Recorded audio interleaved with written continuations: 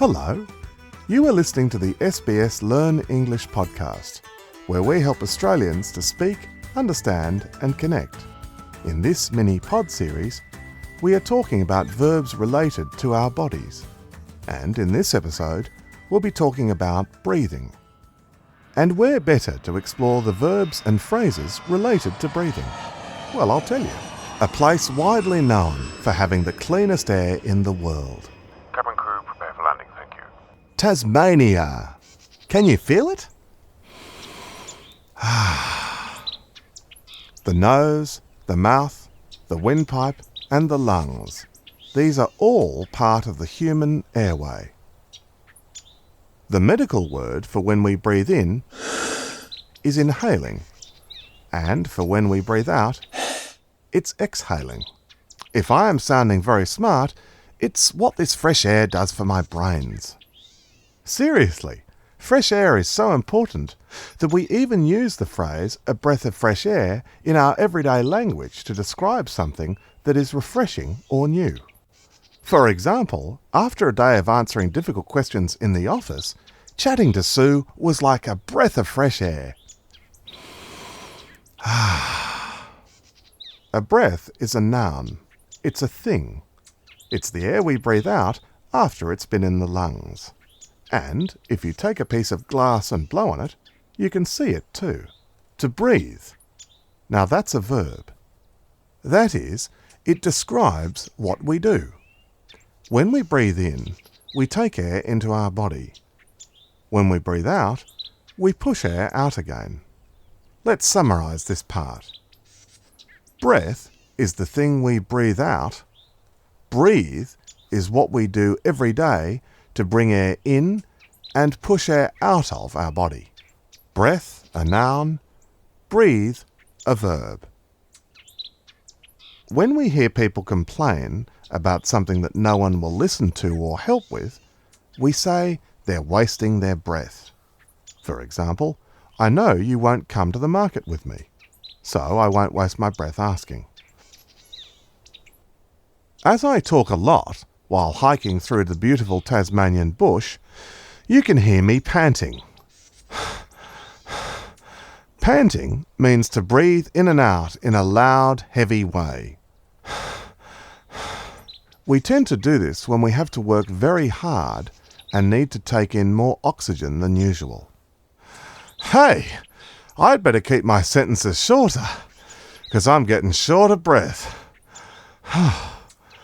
To catch your breath means to stop or slow down, so that you can start breathing normally again. But we also use it when we're not really talking about breathing at all, just that we need to take a break.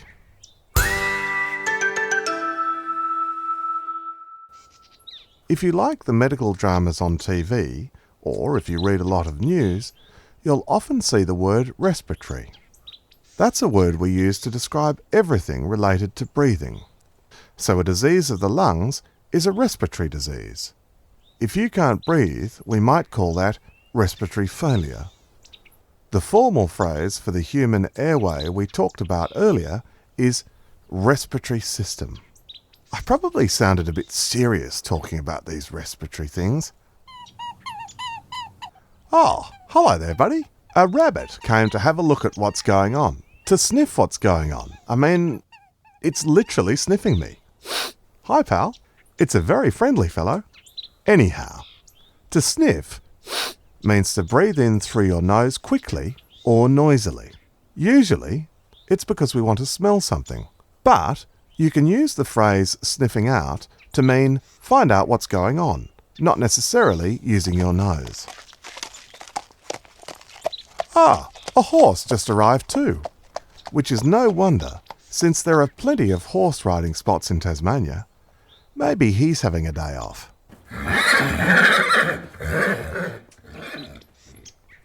The sound you've just heard is snorting.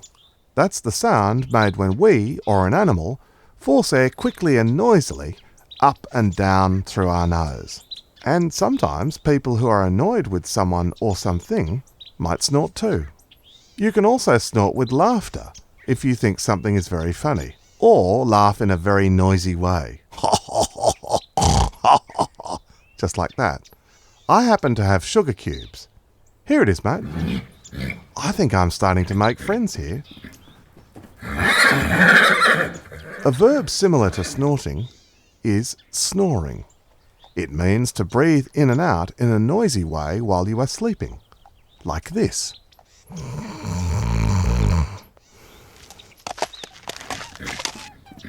Our audience, the rabbit, yawned like this.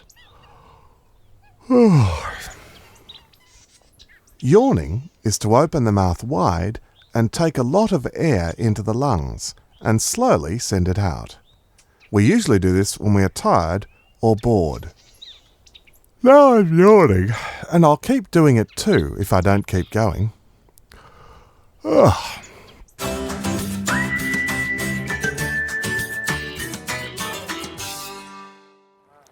After I said goodbye to my animal friends, I came to Dove Lake, and it's true what they say, everything here is breathtaking. Breathtaking means extremely exciting and beautiful. Or if somebody or something really surprises you, you can say, it takes my breath away. You can say, my daughter looked so beautiful in her new dress that it took my breath away.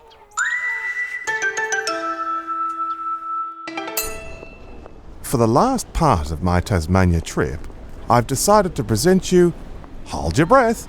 That means wait and expect something exciting. Tasmania's Hidden Gem, the Allport Library and Museum of Fine Arts. Trust me, it's exciting. These books, tools, maps and their secrets from centuries long ago just call you to study them. And while I'm entering the museum, I have to speak under my breath. That means to speak quietly so that I don't disturb other visitors. Or perhaps I'll just go completely silent to feel the magic of Tasmania's history.